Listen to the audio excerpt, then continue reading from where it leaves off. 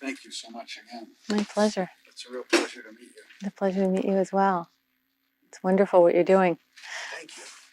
Your article was one of my early research inspirations. Really? Yeah. Oh, I'm touched. Yeah, really. So I was pulling on the threads to try to understand this myself. I ran across it as exactly the title of your article, what reading does for the mind. It's like, that was my question. That was one of my questions. Yeah. So finding it really helped me zero in. And I don't think we want this shot. Sorry. I know.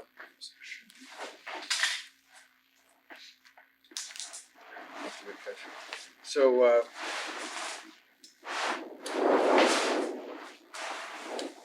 I've been very interested in this, the assembly processes.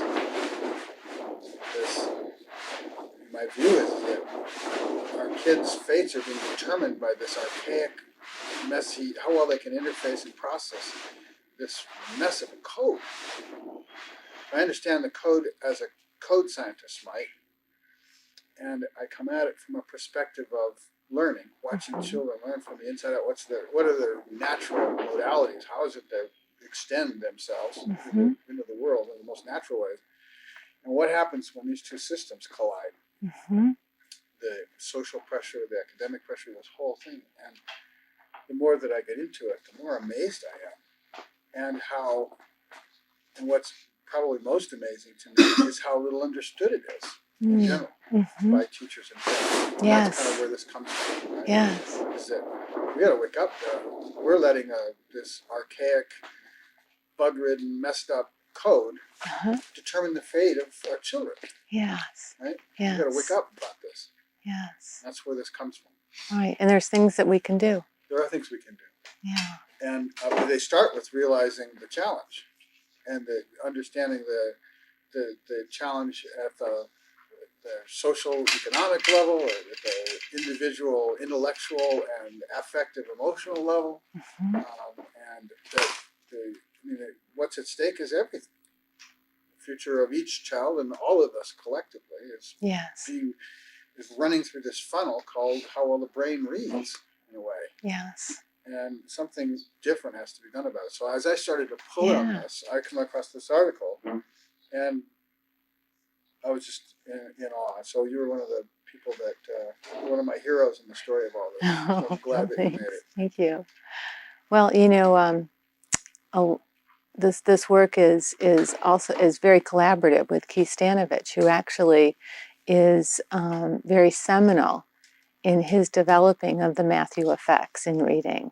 And I've been privileged to work with him as a colleague, but much of these ideas really come from him. Mine are the collaborative part of it, and the interest in the application to the teaching of reading and young children. And so we're a good partnership. Yeah, it certainly seemed like it. It was very seamless in my reading as far as how well you flowed together in articulating things. Ready to roll? Great. Yes. We've been rolling. So,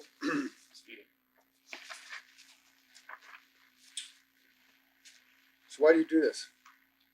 What interests you the most? How did you get into reading? Let's start with some warm-up about that. Well, reading is a very rich and complex cognitive act. And so as a developmental psychologist, you're looking for a domain of study, such as reading, that would motivate you to investigate it for a lifetime. And so cognitive psychologists really enjoy looking at reading because of its layers and levels of complexity in understanding this rich endeavor. The other side of it is that as an educator, as a former preschool and kindergarten and first grade teacher prior to my academic training, I saw the daily struggles of children who didn't learn to read very readily. And despite what I felt was very detailed types of instruction that I was providing to them, they displayed inordinate difficulty in learning to read. And as a young woman, I wanted to understand that better. And so that's when I left teaching to go back to graduate school to understand more deeply why it was that some children learned to read more readily and with relative ease than other children. And it's been a journey of trying to unpack and understand those developmental processes of what's important at one stage in reading begins to drop out, and something else comes into play that plays a significant role, and again drops out again.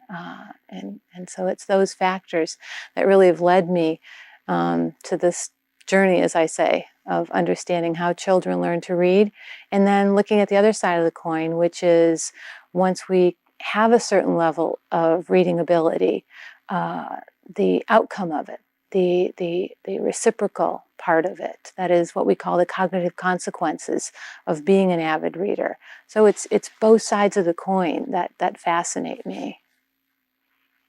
You said drop out a moment ago. I was wondering if you mean that it falls into automaticity. It falls into being automatic, and therefore it's no longer a conscious, volitional, efforting workout. It's just now it's in the background, and you're moving on to the next level of challenge. That's right. And so, for example, we have an inordinate amount of attention and emphasis placed on, for example, phonology and phonemic awareness in the early stages of beginning reading. And at kindergarten and first grade, we rightfully spend a lot of time on that. But at some point, phonemic awareness itself doesn't become an enabling subskill. Other variables come into play, like at the word recognition level, understanding and having a deep appreciation of the orthography, how those letters map on to those sounds. That becomes a variable that causes maybe increasingly more divergence among readers than phonemic awareness. And so as a developmental psychologist, we're fascinated with looking at those trajectories and how those factors change. Is phonemic awareness something that's required in our daily oral interchange, or is it unique to writing? Well, that's a great question, because phonemic awareness is something that young children, prior to having to learn in an alphabetic script such as ours, they don't focus on the structure of language. They don't play with it to the degree that they need to learn in an alphabetic language. We're more focused on meaning, as we should be. But in order to become a successful reader, at some point we have to shift our attention away from the meaning to the structure and be able to perceive these sounds that are contained within words, and to be able to rhyme and segment k off cat to make at.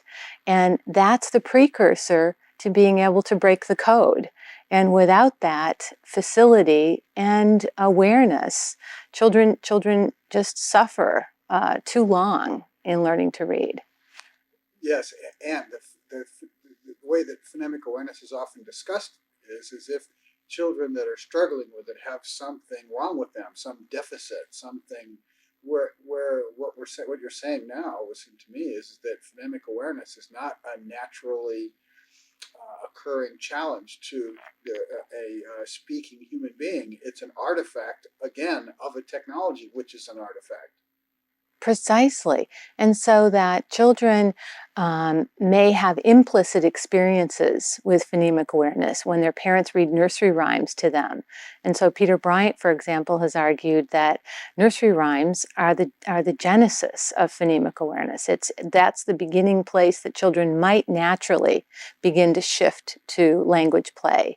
And certainly doing Pig Latin, for example, might be something that you would naturally play with language, but not many children necessarily do that. And so we have to provide those specific experiences for the children so that when they go to school, they'll be ready to begin to break the code. So we're almost creating these not normally used juxtapositions and sounds inside of language to create an awareness that there are components in sound that we can then build on. It's almost like formatting the hard drive, of creating these kind of distinct placeholders that are necessary to juggle the quantum or the quanta, the discreteness of sounds. Right. And it's with that understanding of how reading develops and how the code is broken, that we as educators can go back and provide experiences for all children, not just the advantaged children whose families do this more naturally, but children whose families don't provide these experiences. We can, as educators, provide these experiences to children in a very child-centered, pedagogical fashion that doesn't make it discrete or skill and drill, but one that's engaging and fun, but still leads them to this conscious awareness that there are sounds that are contained within words that we can segment and put back together in very playful ways. And a rector set for sound, doesn't Nice. A playground that isn't this tedious, rote, boring exposure drill, but rather something that creates fun while creating the realization of the distinction that's necessary. Yeah. And this is where a lot of educators confound the content of what we need to teach in learning to read with the pedagogy or the practices. And I think we need to separate that clearly in everyone's mind so that they can appreciate that you can teach phonemic awareness and you can teach the code, but you can do it in a way that is child-centered and allows them to be able to stay with it long enough in terms of their attention span. It can be game-oriented, and you can still help children to appreciate and reach these milestones in breaking the code. So we've talked about kind of the first layer, which is that before we can deal with the code, we've got to have the distinctions and the processing placeholder mechanisms to be able to juggle the elements of the code to be able to go to the other side and construct this stream that we call reading from it. Once we've got the phonemic awareness distinction, phonemic awareness distinction, then we start to bump into the code, we've got another set of problems. Because people use terms like the alphabet principle or breaking the code, right, as if it was this singular challenge or this singular revelation or this singular, once I got it, I got it. But the code is this massive, many layers of ambiguity, confusions that all have to be processed at this incredible speed. right, right. So let's talk about that. But before we do that, put that on pause for a second. Sure. Not you. Okay, I'm rolling again. Sorry. I knew what you meant. I hear pause. I hit your button. I got it. As something that we can unpack, I mean, obviously you've read some of my questions, answered your questions. But if there are some things that you consider like jewels, things that are important to you and how you think about all of this, or that build on the story that you began telling about yourself and how you were kind of led into this by your interests and your experiences, that you'd like to share, you can either talk about those now, use that as a warm-up and a backdrop, or we can let those unfold as we go on. Do you have a preference? Yeah, I think, David, those will be best unfolding if it's okay with you. That's great with me.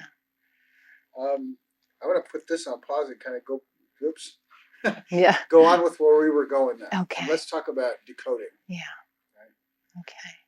Well, you know, in the English orthography, what's such a challenge for young children and actually even teachers to appreciate is that there's an imprecise mapping of the sounds that we use to speak to each other in the English language, those 44 odd sounds or phonemes that we use to talk to each other, and those mapping onto the symbols or the letters. And those 44 phonemes mapping onto 26 letters is imprecise. And so because that our language, our orthography, isn't as regular as other orthographies such as German or Turkish, it does present even more of a challenge for English speakers and readers than in these other orthographies that tend to be acquired more readily. And so here's where we have to begin to appreciate that this mapping, it's not impossible to teach or to learn, but that if we give children a more detailed roadmap for that, if we provide experiences for them that lead them into this orthography in an incremental fashion, then we in the reading research community believe that we can reduce much to most of the variance that we experience right now in reading disability. And so what we think is that, by introducing certain sound symbol patterns and having children build words quickly, taking simple CVC sounds and having children, again, with the backdrop of being able to segment and blend, knowing that in oral language and playing with it, and putting those sounds together to build words such as cat, at. Young children quickly get the productivity of our alphabetic system when it's meted out to them in that fashion, so that they can, maybe in a very multisensory way, manipulate with letters and build these words together, and with word families take cat and take another phoneme and build it and put it with the at to make mat. And that's when the insight comes. That's when the aha of learning comes for many children, is through these kind of word building experiences, but with a constrained set of sounds and letter mappings, that we believe progress can be made. And then the complexity of the orthography can be built upon, so that once you've got that basic kind of consonant, vowel, consonant core, you can add vowels that are more complex, and different orthographic sequences that children have difficulty with, because they have an anchor, they have something to hang it on with this core consonant, vowel, consonant sequence, for example. I translate that into unfolding the ambiguity. Yes. Right? Yes. That we're talking about is that the code has many different kinds and many different layers of ambiguity that are confusing, and that previously our approach to teaching was like a general antibiotic. I mean, it was this overgeneralized patch that wasn't considerate of trying to create this stairway through the confusion that the child could step through. We talk about most 3-year-olds can pick up the ABCs. Right? It's a very simple, I see the letter, I name it, I learn to name it, like I name mom and dad and cat and dog and other things. It's a naming thing. It's pretty simple. Right. We expose them to the letters as if they're discrete units. And there's no pressure to say it with any great speed or blend it initially. Right. When we get to reading, the words have these letters compacted together, and the sounds they make are blended together in a way that rarely, or certainly not often, correspond to the distinct sounds that we've conditioned their brain time after time after time after time after time for years to respond to. Right. So we set them up to be confused. So letter names don't always correspond to their sounds. And that's why, for example, it's very important to use the letter names or the letter sounds that have some overlap. And when we understand some of these principles as teachers, for example, we know that we should probably use letters like D and D, because there is more overlap than H and H. And so with that knowledge, you try to untangle or make it less ambiguous for the child. But you're right, that is a convention, and some systems do start teaching just children the sounds and not the letter names. But then you'd have to teach, you'd only get some of them. Well, I mean, the spelling, the orthographic form folks Yeah. have mapped out 1,100 combinations Right. between letters and sounds. 300 or so reputed in common use. Mm-hmm. 300 combinations in ways letters can map to sounds. 300 ways that we can spell 44 sounds with 26 letters. It's a pretty amazing, messy. Well, and in a way, that's why in teaching children to read, giving them constrained sets is very important. So that if you look at the curriculum of children in kindergarten, first and second grade, with certain good basal programs, they only have children having to interact with only some of these mappings. And that builds for the next layer. I've looked at those lists, and I think that's generally true. I understand where you're going with that, and that there is an attempt to minimize the amount of ambiguity the child's dealing with and create this kind of a stairway in the vocabulary list. And when I look at those lists, I'm still amazed at the different kinds of confusions that we're not drawing their attention to yet. We can get to that. While my table, I'll get it fixed real quick. Sure, I will. Posture has changed since we did this. Oh, okay, thanks. It's okay now. Okay, is it okay? Okay, I can do it. Okay. Thank you. Am I slouching? Gradually, like going down. You're doing It's great. not slouching, it's listing. Listing. What's that? Almost listening. To one side. Oh, okay, gotcha. All right. Let's go to the article for a minute and start with the Matthew effect. Okay. You can credit Keith as needed. I do best. Ask me a question, David. I'll do best. I'm sorry. What is the Matthew effect? Okay. And how does it relate to reading? Okay. Well, the Matthew effect is essentially a quote in the Bible that.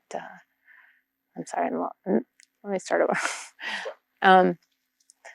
The Matthew effect was described by Wahlberg and Sy and Keith Stanovich in the domain of reading, and it's essentially describes what happens to young children when we see the educational disparities that occur and the educational advantages.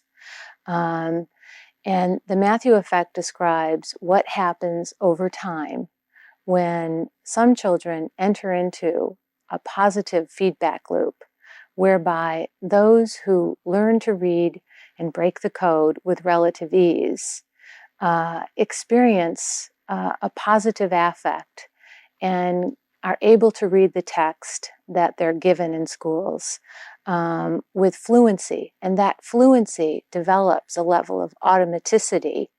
And because they develop automaticity with sounds and words, their cognitive workspace is freed to operate on the meaning of print, the purpose of why children are even engaged in it. And so the world opens up to children who have that cognitive space left, who have automatized the code and words. The converse of this Matthew effect that Stanovich outlined in the mid-'80s, where he developed a model of the educational haves and have-nots in reading, is a sadder tale, in that those children who experience inordinate difficulty in breaking the code, who aren't able to quickly assemble these sounds and put them into larger units we call words, and rapidly proceed through the sentences, they don't develop the level of automaticity that allows them to have the cognitive workspace available to them.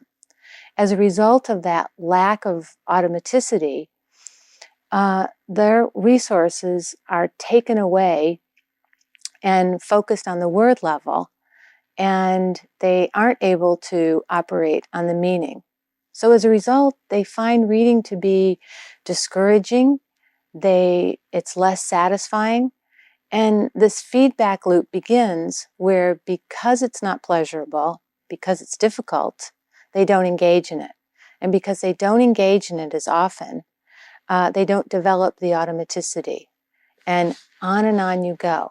Now, that's even further compounded by the fact that these educational have-nots are given material that's well beyond their reading ability. And so the cycle gets exacerbated because we don't tact or calibrate children's reading level with the print that we give them. And so the cycle just gets worse and worse. I use which I'll share with you later, what I call a downward spiral of shame. Yes. That connects the affect system with the cognitive system, and what happens when they're starting to become affectively averse to the feeling of all of this, and just the downward spiral of a diminishing available cognitive resources because of the dissipation on the affect system. Yes, well said. They both. Well said, because if you're allocating so much time to shame, if you're so concerned that the child next to you has got a thick book, and you really can't read a thick book yet, or a chapter book, you can only read one of these baby books, then generally, and it's highly adaptive, I think, is that you'll get a thick book. And because of our social comparison, you will pretend that you are reading that book and to keep up with your peers. But the result of that is that you don't get the practice. And the shame prevents you from engaging even more. What you are practicing is a self-deception, self and other deception. And what you're learning is that your mind doesn't work that well. Yeah. There's something wrong with you. Yeah, exactly. To some degree, a great deal of our children are learning to be ashamed of their mind because of this whole reading thing. And it happens so early. That's the crime. It just happens. You can see it in mid-first grade, where, little 6 or 7-year-olds are already feeling that I'm not a good reader. Well, to me, that's an indictment on our educational system, that we haven't protected them enough, and we've compared them to each other so much, so quickly, that many children don't even have an opportunity or a chance to get into the cycle. And so we have to do a far better job of not making these differences between our children so visible that they enter into the cycle prematurely. And there are ways to mediate that. Right. We can also contextualize this. Like, some people are tall, some people are short. Yeah. Right? And no animal ever read before on the planet. Humans have only been doing it for a little while. Everybody struggles. There's no problem that you're struggling. We can create a different kind of buffer space for the emotional process that's concurring with the cognitive process during this struggle. That's right. We got to do that. That's what this thing's about, what we're doing here.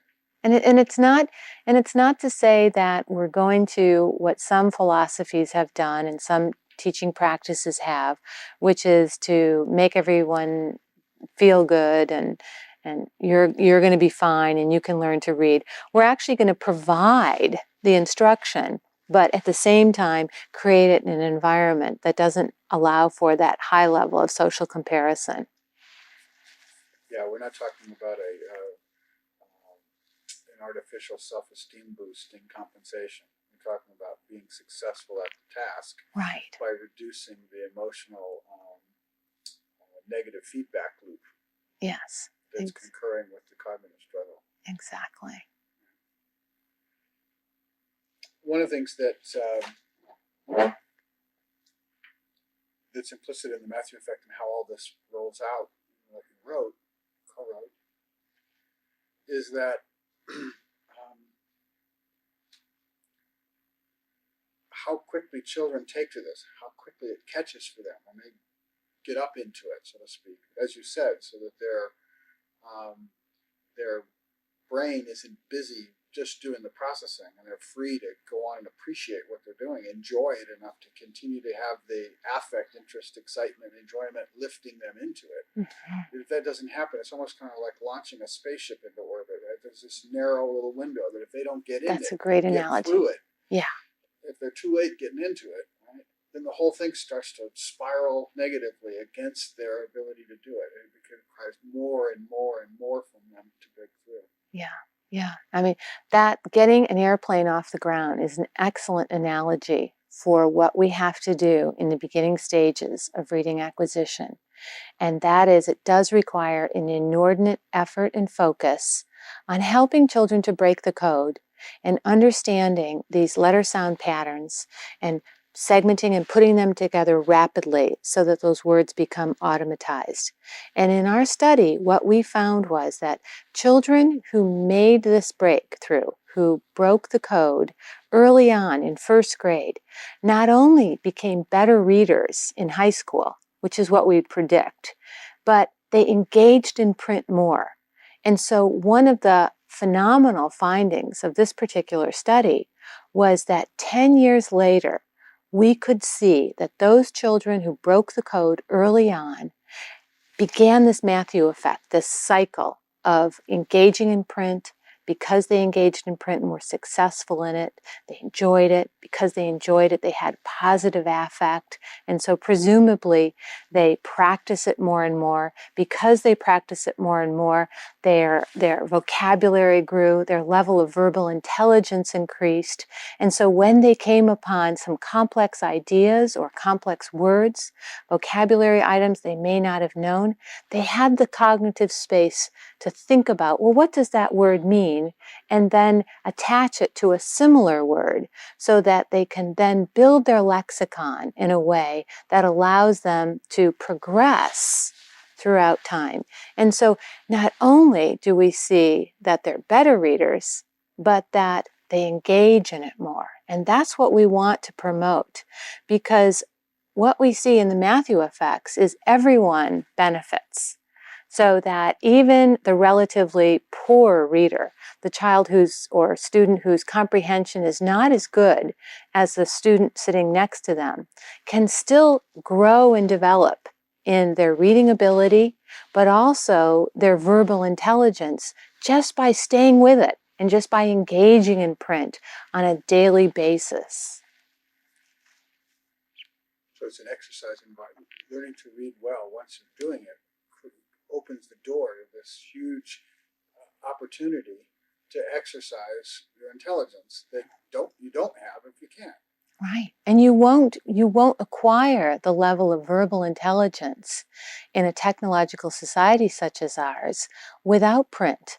And that's what's fascinating about this line of research, is that people such as Hayes and Ahrens have looked at the oral versus print distributions of words.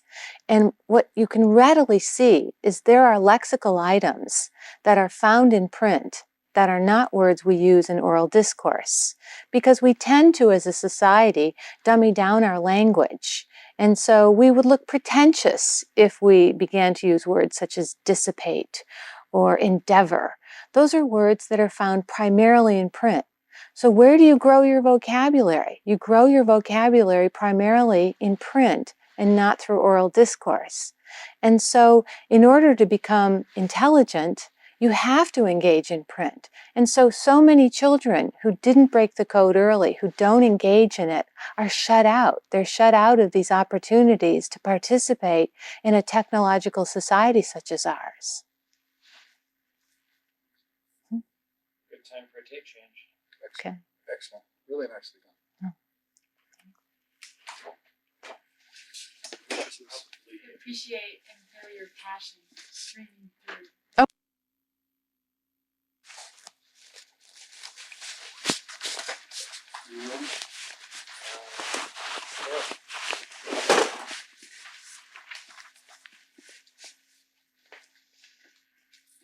So we've been talking about why reading is this gateway.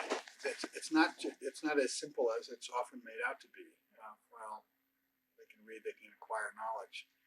It's much richer and much more detailed, which I think you give a great voice to.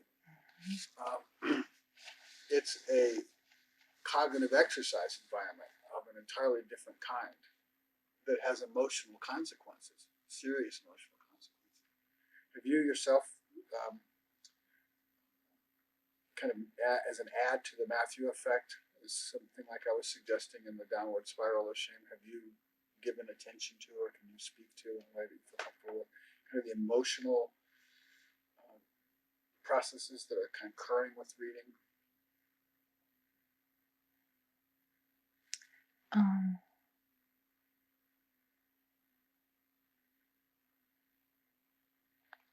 Well, I think that it's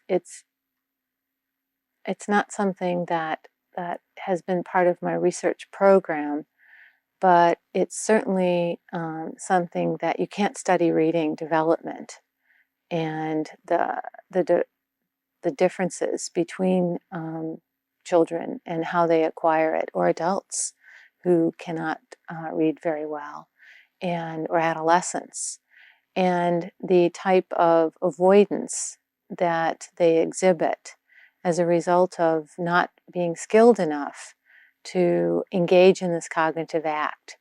And one can only speculate, having learned to read myself with relative ease, but certainly my students who come up to me even at university and share the inordinate shame that they feel as adults in trying to hide it and stay up with their peers, much less what children experience. I'm not sure I'm. The society. Yeah. Give me a brief sketch of how and why. Well, learning to read may not have been as critical in another era and another time, but in today's society, where we have moved largely from a manufacturing economy to a service economy, it requires a higher level of literacy than we previously experienced. And so when people bemoan that we're not teaching children to read and that children are doing worse than before, there's some data to indicate that actually the levels of achievement in reading haven't changed that much. But what has changed is our world. And so to take advantage of the goods of our current society, literacy is a must. Without it, you're relegated to a level of income and opportunity that isn't fair. And the whole purpose of public education is to create more of an equal playing field so that everyone experiences those same opportunities. And if we know a priori that it's requisite to become successful, you have to be literate in our society, then it's incumbent upon us to do a better job of helping children at these beginning stages and throughout. So for a society, there's deep consequences for all of us in not having a literate society. The National Reading Report card says that almost 68% of fourth graders are below proficient. When 68% of fourth graders are below proficiency, we know that the odds, the probability of those children catching up and becoming proficient readers in 4 years from there, or by the time they graduate from high school, are very slim. And so that's part of the problem, is that we know statistically that if a child is below proficiency by fourth grade, that they're probably not going to become a proficient reader. We actually know that even in first grade.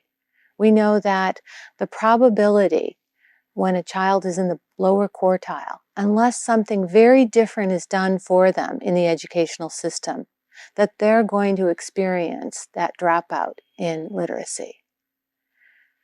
It's borne out in the next statistic, which is that 60% of 12th graders are still below proficient. That's one of the most amazing things. 68% of fourth graders and still 60% of 12th graders are below proficient. So this is not basic. This is a higher level than that. But still, if we say that so much depends on the cognitive exercise, the Matthew effect, and so forth, what we're saying is most of our children aren't doing that well. That's right.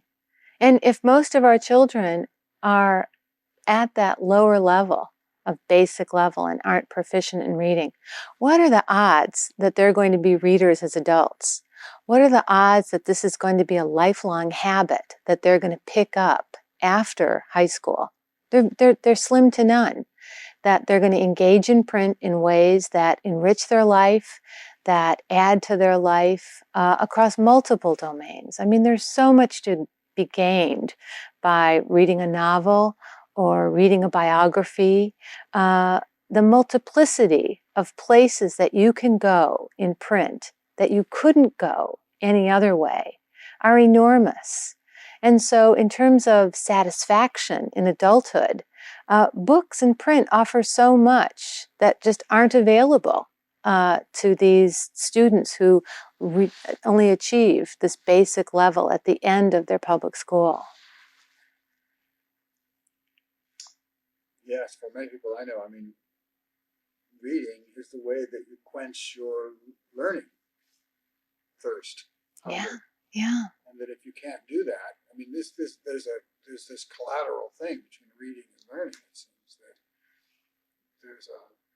if we become ashamed of our minds because of how poorly we read, then the aversion that you were talking about earlier doesn't just stay restricted to reading.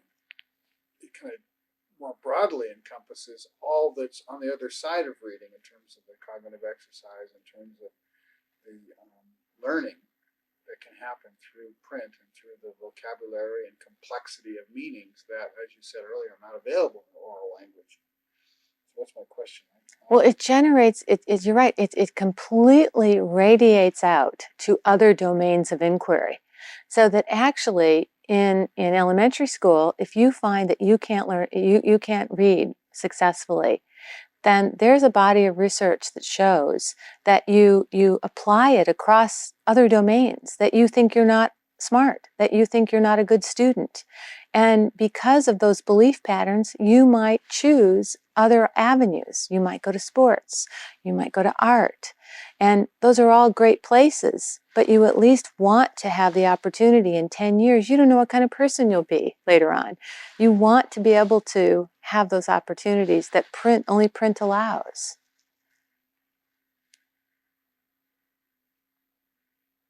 What is, and before we go to the question, on some background. Yeah. One of the things I really want to thump people with is that this is an unnatural thing to do. This is like operating a complex technology, except it's got to happen so fast that you can't even think about doing it. Do it well. Yeah. It's not a natural act. You know, language is natural. It's something we're hardwired for. And there are many theorists and researchers and linguists who have shown us that. But reading is not natural. Reading is an unnatural act that we have to lead young children through in a very detailed and systematic way.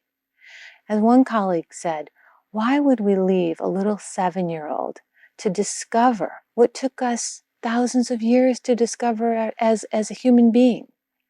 There's things that we can do to lead children to understand this orthography and to understand that it's not natural, it's inordinately complex.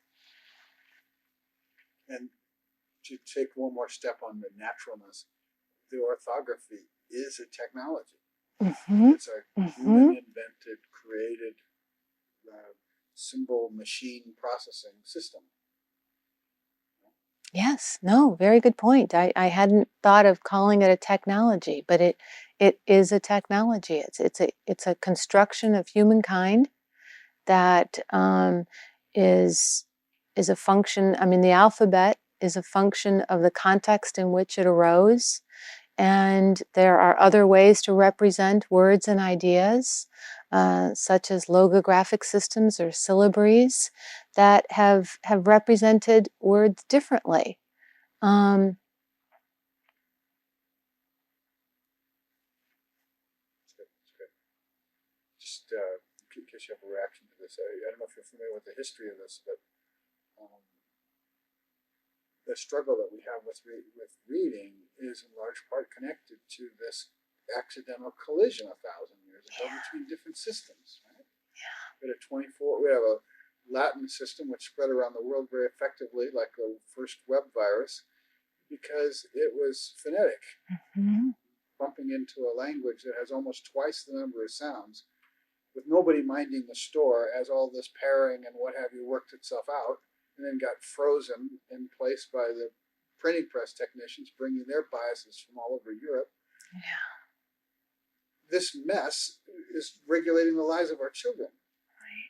Right.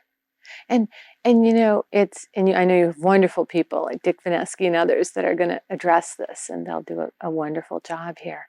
I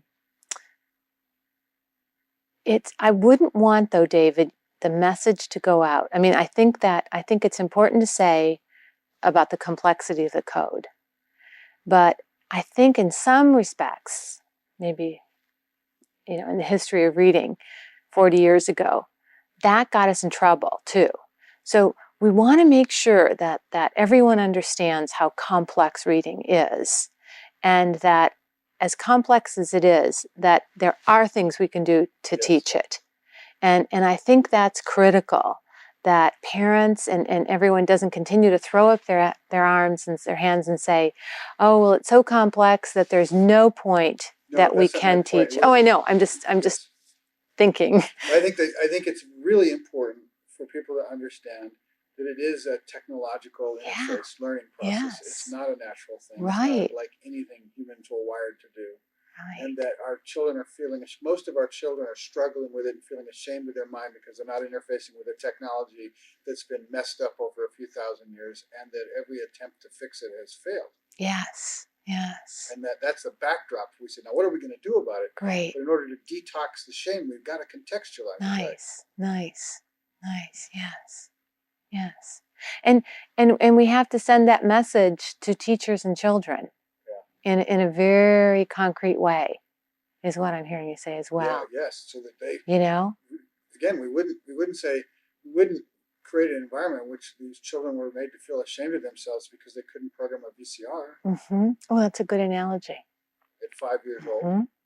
But most of them are struggling to do something that's much more complicated and every bit as technological. Yes. And one of the points I wanted to make was that when we talk about the probabilistic nature of learning to read, and that if you don't get out of the gate early on and break the code, that it's unlikely that you'll ever become a skilled reader unless something different happens. It in large part has to do with our current educational system. It's not that a third grader couldn't learn to break the code and then go on with great success.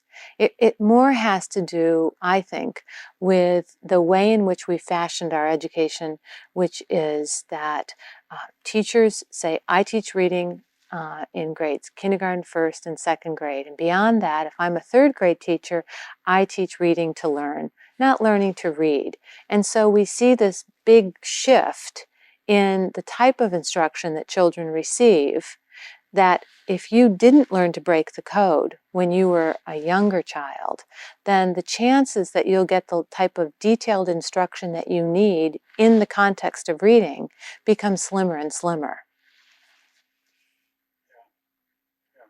Well, I mean, there is a neurological plasticity factor. Yeah. And then there's the institutional inertia of the education system. Yes. Both are working against the children. See, and is there a plasticity factor such that you couldn't break the code as a 10-year-old? But that it gets more and more difficult to do things to get to automaticity with this kind of processing.